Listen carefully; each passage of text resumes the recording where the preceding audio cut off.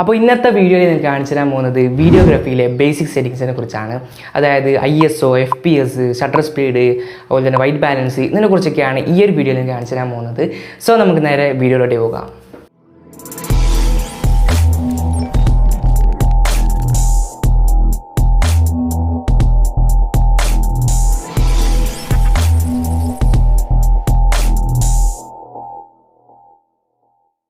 Hello friends, എല്ലാവർക്കും പുതിയൊരു വീഡിയോയിലേക്ക് സ്വാഗതം. സോ ഫസ്റ്റ് ഓഫ് ഓൾ നിങ്ങൾ നോക്കേണ്ട കാര്യം എന്ന് വെച്ചാൽ നിങ്ങളുടെ ഫോണിലുള്ള ക്യാമറ ആപ്ലിക്കേഷൻ ഓപ്പൺ ആക്കിയിട്ട് നിങ്ങൾ വീഡിയോ മോഡിലേക്ക് പോയിട്ട് വീഡിയോ മോഡിൽ നിങ്ങൾക്ക് പ്രോ മോഡെന്നോ അല്ലെങ്കിൽ മാനുവൽ മോഡെന്നോ നിങ്ങൾ കാണുന്നുണ്ടോ എന്ന് നോക്കുക. ഫോട്ടോയിൽ പ്രോ മോഡ് ഉണ്ടാവും, അതല്ല വീഡിയോയിൽ പ്രോ മോഡ് ഉണ്ടോ എന്ന് വെച്ചൊന്ന് നോക്കുക. അതില്ല എന്നുണ്ടെങ്കിൽ മറ്റ് ആപ്ലിക്കേഷൻ പ്ലേ സ്റ്റോറിലുള്ള ആപ്ലിക്കേഷൻ ഇൻസ്റ്റാൾ ചെയ്ത് ഉപയോഗിക്കാവുന്നതാണ്. എൻ്റെ ഫോണിൽ പ്രോ മോഡ് വീഡിയോയിനില്ല, ഫോട്ടോയിനുണ്ട്, വീഡിയോയിനില്ല. അതുകൊണ്ട് തന്നെ ഞാൻ പ്ലേ സ്റ്റോറിൽ നിന്ന് ഒരു ആപ്ലിക്കേഷൻ ഇൻസ്റ്റാൾ ചെയ്തിട്ടാണ് നിങ്ങൾക്ക് കാണിച്ചു തരുന്നത്. നിങ്ങളുടെ ഫോണിൽ ഇല്ലാന്നുണ്ടെങ്കിൽ നിങ്ങൾക്ക് പ്ലേ സ്റ്റോറിൽ പോയിട്ട് നിങ്ങൾക്ക് ഒരു ആപ്ലിക്കേഷൻ ഇൻസ്റ്റാൾ ചെയ്യാവുന്നതാണ്. അപ്പോൾ ഞാനിന്ന് ഉപയോഗിക്കുന്ന ആപ്ലിക്കേഷൻ എന്ന് പറയുന്നത് ഓപ്പൺ ക്യാമറ എന്നൊരു ആപ്ലിക്കേഷനാണ്. കുറേ പേർക്കൊക്കെ അറിയാവുന്ന ഒരു ആപ്ലിക്കേഷൻ ആയിരിക്കും. ഇതൊരു ഫ്രീ ആയിട്ടുള്ള ഒരു ആപ്ലിക്കേഷനാണ്, പരസ്യവും കാര്യങ്ങളൊന്നുമില്ല. ഒരു ഓപ്പൺ സോഴ്സ് ക്യാമറ ആപ്ലിക്കേഷനാണ്. അതുമാത്രമല്ല, ഞാൻ എൻ്റെ ഡിഫോൾട്ട് ക്യാമറയിൽ എനിക്ക് മൈക്ക് സപ്പോർട്ടഡ് അല്ല. അതുകൊണ്ട് തന്നെ ഞാൻ ഈ ഒരു ആപ്ലിക്കേഷൻ ഉപയോഗിക്കുന്നത് എനിക്ക് മൈക്ക് കിട്ടാൻ വേണ്ടിയിട്ടും കൂടി തന്നെയാണ്. സോ ഈ ഒരു ആപ്ലിക്കേഷൻ നിങ്ങൾക്ക് ഇൻസ്റ്റാൾ ചെയ്യണമെന്നുണ്ടെങ്കിൽ അതിൻ്റെ ലിങ്ക് ഞാൻ ഡിസ്ക്രിപ്ഷൻ ബോക്സ് കൊടുത്തിട്ടുണ്ട്, നിങ്ങൾക്ക് പോയി ഇൻസ്റ്റാൾ ചെയ്യാവുന്നതാണ്. സോ ഇതൊരു പ്രൊമോഷൻ വീഡിയോ അങ്ങനെയൊന്നുമല്ല. ഞാൻ യൂസ് ചെയ്യുന്ന ആപ്ലിക്കേഷനെ കുറിച്ച് ജസ്റ്റ് ഒന്ന് പറഞ്ഞു തന്നേ ഉള്ളൂ. നിങ്ങൾക്ക് ഒരുപാട് ആപ്ലിക്കേഷൻസ് ഉണ്ട്, ക്യാമറ FE, അതുപോലെ തന്നെ ഫിൽമിക് പ്രോ, അങ്ങനെ ഒരുപാട് ആപ്ലിക്കേഷൻ ഉണ്ട്. ഫിൽമിക് പ്രോ പെയ്ഡ് ആണ്. അങ്ങനെ ഒരുപാട് ആപ്ലിക്കേഷൻസ് ഉണ്ട്. അതൊക്കെ നിങ്ങൾക്ക് സെലക്ട് ചെയ്ത് നിങ്ങൾക്ക് ഇൻസ്റ്റാൾ ചെയ്യാവുന്നതാണ്. ഞാൻ ഇന്ന് ഓപ്പൺ ക്യാമറയാണ് നിങ്ങൾക്ക് കാണിച്ചു തരുന്നത്. സോ നിങ്ങൾ ഇങ്ങനെ ഒരു ആപ്ലിക്കേഷൻ നിങ്ങൾ സെലക്ട് ചെയ്യുക. നിങ്ങളുടെ ഫോണിൽ പ്രോ മോഡ്, വീഡിയോയിൽ പ്രോ മോഡ് ഉണ്ടെങ്കിൽ നിങ്ങൾ അതന്നെ സെലക്ട് ചെയ്യുക. അല്ലാന്നുണ്ടെങ്കിൽ മറ്റൊരു ആപ്ലിക്കേഷൻ നിങ്ങൾ സെലക്ട് ചെയ്ത് ഓപ്പൺ ആക്കുക. ഓപ്പൺ ആക്കിയതിന് ശേഷം നിങ്ങൾ ഫസ്റ്റ് നോക്കേണ്ട കാര്യം എന്ന് പറയുന്നത് റെസൊല്യൂഷൻ ആണ്. റെസൊല്യൂഷൻ എന്ന് വെച്ചാൽ നമ്മുടെ ഒരു വീഡിയോ ഉണ്ടല്ലോ, ആ ഒരു വീഡിയോയിൽ വരുന്ന ഒരു പിക്സലുകളുണ്ട് ഒരുപാട്, നിങ്ങൾ ഈ ഫോട്ടോയിൽ കാണുന്ന പോലെ. അപ്പോൾ അതിൻ്റെ ഒരു എണ്ണത്തെയാണ് റെസൊല്യൂഷൻ എന്ന് പറയുന്നത്. പക്ഷേ കൂടുതലായിട്ടൊന്നും പറയുന്നില്ല. അപ്പോൾ നിങ്ങൾ ഒരുപാട് റെസൊല്യൂഷനിൽ കേട്ടിട്ടുണ്ടാവും. 720p, 180p, 4K, 8K, ഇതൊക്കെ വീഡിയോയുടെ ഓരോ റെസൊല്യൂഷനുകളാണ്. അപ്പോൾ കൂടുതൽ റെസൊല്യൂഷൻ കൂടുന്നവരും കൂടുതൽ ഡീറ്റെയിലിംഗ് നിങ്ങൾക്ക് അവിടെ കാണാവുന്നതാണ്. അപ്പോൾ ഓരോരോ ഫോണിൽ ഓരോരോ റെസൊല്യൂഷനാണ് ഉണ്ടാവുക. ഞാനിപ്പോൾ ഷൂട്ട് ചെയ്യുന്നത് 180pയിലാണ്. എൻ്റെ ഫോണിൽ 4K വരെ സപ്പോർട്ടഡ് ആണ്. ഞാൻ എന്തുകൊണ്ട് 4K വീഡിയോ എടുക്കുന്നില്ല എന്ന് ചോദിച്ചാൽ, എനിക്ക് 4K വീഡിയോ എടുത്താൽ അതിന് നല്ലൊരു MB സൈസ് അവിടെ ഉണ്ടാകും. അതുമാത്രമല്ല, ഞാനിപ്പോൾ അത് എക്സ്പോർട്ട് ചെയ്യണമെന്നുണ്ടെങ്കിൽ എനിക്ക് അത് QHD വരെയാണ് എക്സ്പോർട്ട് ചെയ്യാൻ പറ്റുക. അത് 4K എനിക്ക് എക്സ്പോർട്ട് ചെയ്യാൻ പറ്റില്ല. അതിൻ്റെ സെയിം ക്വാളിറ്റി, ആ ഒരു ക്ലാരിറ്റി കിട്ടണമെന്നുണ്ടെങ്കിൽ നിങ്ങൾക്ക് ആ ഒരു സെയിം റെസൊല്യൂഷനിൽ തന്നെ നിങ്ങൾ എക്സ്പോർട്ട് ചെയ്യാൻ ശ്രമിക്കുക. അങ്ങനെയാണെന്നുണ്ടെങ്കിൽ നിങ്ങൾക്ക് ആ ഒരു സെയിം ക്ലാരിറ്റി നിങ്ങൾക്ക് കിട്ടുന്നതായിരിക്കും. സോ നിങ്ങൾ മിനിമം ഒരു 720p റെസൊല്യൂഷൻ നിങ്ങൾ ചൂസ് ചെയ്യുക. നിങ്ങളുടെ ഫോൺ സപ്പോർട്ടഡ് ആണെങ്കിൽ 720p നിങ്ങൾ ചൂസ് ചെയ്യുക. അല്ലാന്നുണ്ടെങ്കിൽ 180p 4K സപ്പോർട്ട് ആണെങ്കിൽ ആ ഒരു വീഡിയോയിലേക്ക് പോകാവുന്നതാണ്. പിന്നെ നിങ്ങൾ 4K ഷൂട്ട് ചെയ്യുന്ന സമയത്ത് നിങ്ങൾ ആ ഒരു ഷൂട്ട് ചെയ്തത് നിങ്ങൾക്ക് എഡിറ്റ് അതിൻ്റെ കപ്പാസിറ്റി ഉണ്ടോയെന്ന് നോക്കുക. അല്ലാന്നുണ്ടെങ്കിൽ നിങ്ങൾക്ക് 180p ചൂസ് ചെയ്യാവുന്നതാണ്. സോ ഇതാണ് റെസൊല്യൂഷനെ കുറിച്ച് ഞങ്ങൾക്ക് പറയാനുള്ളത്. സോ ഈ വീഡിയോ റെസൊല്യൂഷൻ ഓപ്ഷൻ എവിടെയാണെന്ന് ചോദിച്ചാൽ, നിങ്ങളുടെ ഓപ്പൺ ക്യാമറ ആണെന്നുണ്ടെങ്കിൽ ഓപ്പൺ ക്യാമറയിൽ നിങ്ങൾക്ക് ഇവിടെ സൈഡിലായിട്ട് സെറ്റിംഗ്സ് കാണാം. അത് ക്ലിക്ക് ചെയ്ത് കഴിഞ്ഞാൽ നിങ്ങൾക്ക് ഇവിടെ വീഡിയോ സെറ്റിംഗ്സ് കാണാൻ പറ്റും. അത് ക്ലിക്ക് ചെയ്ത് കഴിഞ്ഞാൽ നിങ്ങൾക്ക് മുകളിൽ തന്നെ ഒരു ഓപ്ഷൻ കാണാം, വീഡിയോ റെസൊല്യൂഷൻ നടത്തി. അത് ക്ലിക്ക് ചെയ്ത് കൊടുത്താൽ നിങ്ങൾക്ക് ഇവിടെ ഫുൾ HD, അതുപോലെ തന്നെ 4K എന്നൊക്കെ നിങ്ങൾക്ക് കാണാൻ കഴിയും. ഞാനിപ്പോൾ ഫുൾ HDയിലാണ് ഇട്ടിട്ടുള്ളത്. അപ്പോൾ നിങ്ങൾക്ക് നിങ്ങളുടെ റെസൊല്യൂഷൻ ഏതാണോ നിങ്ങൾക്ക് സെലക്ട് ചെയ്യാവുന്നതാണ്. സോ ഇനി നിങ്ങളുടെ ക്യാമറ ആപ്ലിക്കേഷനിൽ എവിടെയാണെന്ന് ചോദിച്ചാൽ നിങ്ങൾ സെറ്റിംഗ്സ് പോയാൽ വീഡിയോ റെസൊല്യൂഷൻ കാണാൻ പറ്റും. അത് ക്ലിക്ക് ചെയ്ത് നിങ്ങൾക്ക് സെലക്ട് ചെയ്യാവുന്നതാണ്. ഇനി അടുത്തതാണ് FPS എന്ന് പറയുന്നത്. നിങ്ങൾ ഈ റെസൊല്യൂഷൻ കേൾക്കുമ്പോൾ അതിനപ്പുറത്ത് നിങ്ങൾ കാണുന്നതാണ് FPS. നിങ്ങൾ 720p കാണാമെങ്കിൽ 720p, 120 FPS എന്നൊക്കെ കാണാൻ പറ്റും. അതുപോലെ തന്നെ 180p 16 FPS, അതുപോലെ തന്നെ 4K 13 FPS, 4K 16 FPS എന്നൊക്കെ പറഞ്ഞിട്ടുണ്ടാവും. അപ്പോൾ സംഭവം എന്താണെന്ന് വെച്ചാൽ, നമ്മൾ ഈ വീഡിയോ ഉണ്ടല്ലോ, ഈ വീഡിയോ എന്ന് വെച്ചാൽ ഒരുപാട് ഫോട്ടോകളാണ്.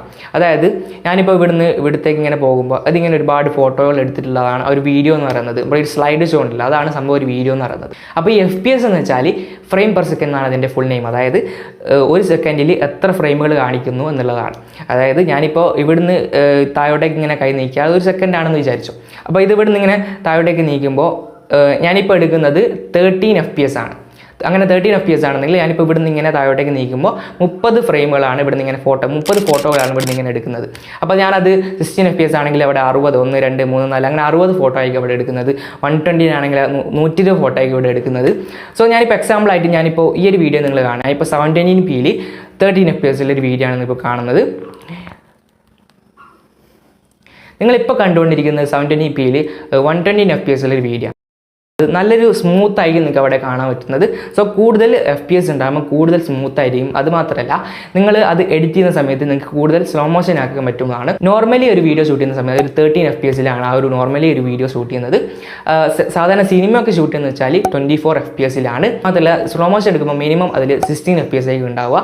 16 FPS മുതലേ നിങ്ങൾക്ക് സ്ലോ മോഷൻ വീഡിയോ എഡിറ്റ് ചെയ്യുമ്പോൾ നിങ്ങൾക്ക് അത് ഒരു സ്ലോ മോഷൻ നിങ്ങൾക്ക് കിട്ടത്തുള്ളൂ. നിങ്ങൾ 13 FPS-ലെ വീഡിയോ നിങ്ങൾ സ്ലോ മോഷൻ ആക്കുമ്പോൾ നിങ്ങൾക്ക് ഒരു നല്ല ലാഗ് അവിടെ ഫീൽ ചെയ്യുന്നുണ്ടാവും. അത് 13 FPS ആയതുകൊണ്ടാണ്.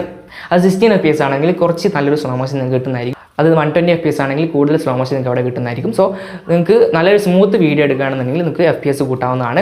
അത് മാത്രമല്ല നിങ്ങൾ FPS കൂട്ടും തോറും നിങ്ങൾക്ക് അവിടെ ഒരു വെളിച്ചം കുറയുന്നതൊക്കെ കാണാൻ കഴിയും. ഞാൻ നേരത്തെ ആ ഒരു വീഡിയോ കാണിച്ചപ്പോൾ നിങ്ങൾക്ക് അവിടെ ഒരു വെളിച്ചം അവിടെ കുറയുന്നത് കാണാൻ പറ്റും.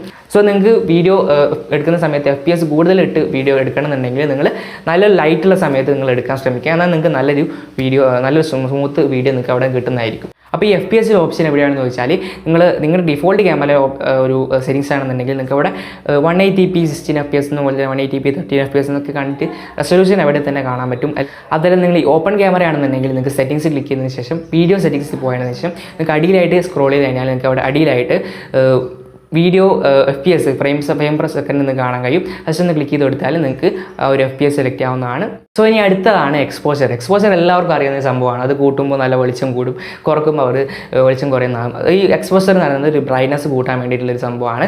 സോ നിങ്ങൾക്ക് അത് അറിയാവുന്നതായിരിക്കും. അതിനെക്കുറിച്ച് ഞാൻ ഡീറ്റെയിൽ ആയിട്ട് പറയുന്നില്ല.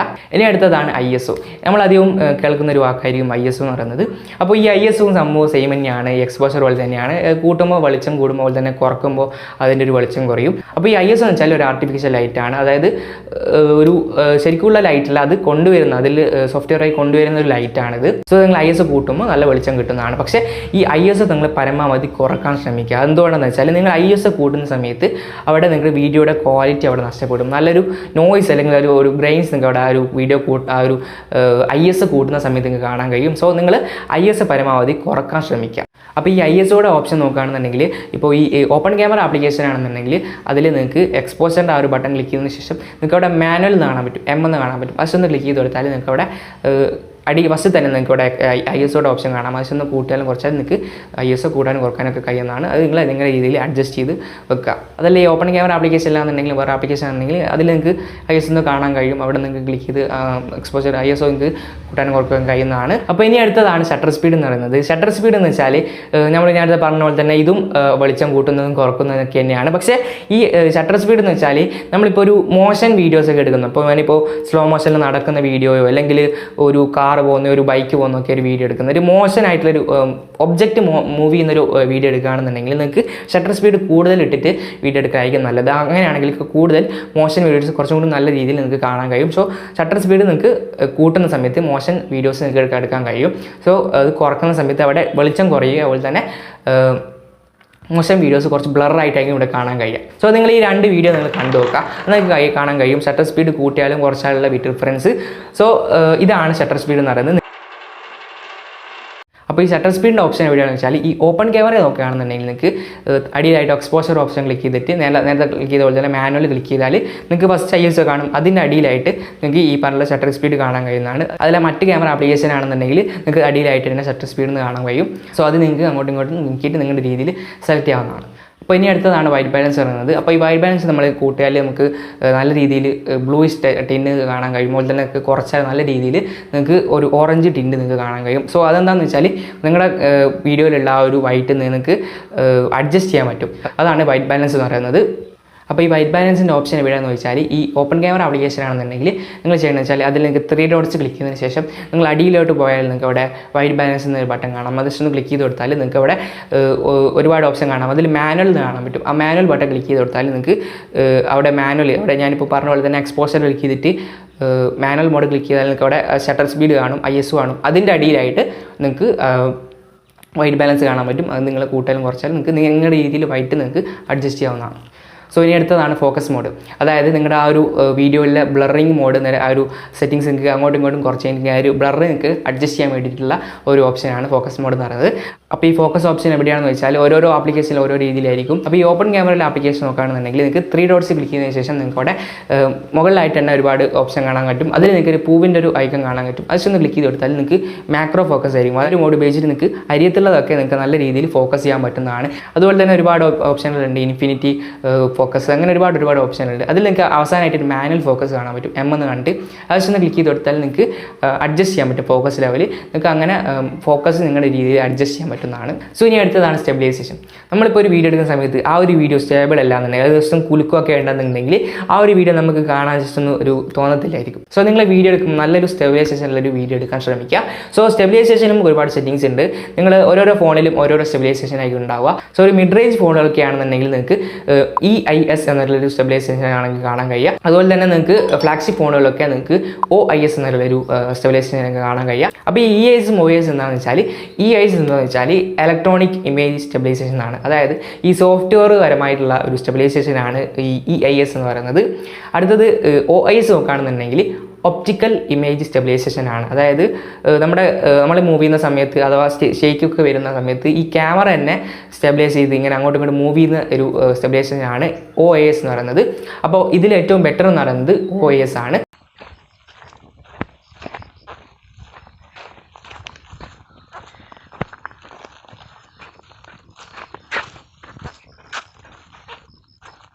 സോ നിങ്ങളുടെ ഫോണിൽ EIS ആണോ OIS ആണോ ജസ്റ്റ് ഒന്ന് ക്രോം സെർച്ച് ചെയ്തിട്ട് നോക്കുക.